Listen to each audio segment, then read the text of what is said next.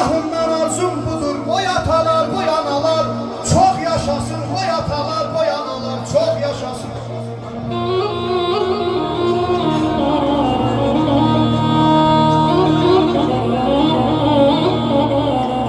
Adın güneş ay verərəm, hər səsinə hay verərəm. Mən ömrümdən pay verərəm. Qoy atalar, qoy analar çox yaşasın. Qoy atalar, qoy analar çox yaşasın.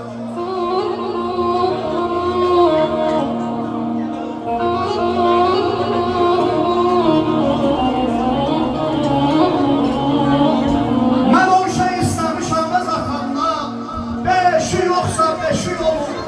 O hamına kömək edir, kömək etmək işi olur. Mənim atam kasıb olur, amma kirmət kişi olur. Mən də onun evladıyam, yalanla yox aram mənim. Bircə tikər dəyməyibdir, heç dilimi haram mənim.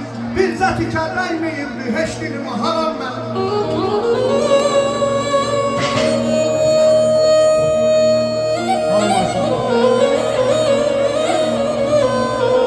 Atam mənə verib böyük nəsiyyətini, çalış qoru abrını, ismətini.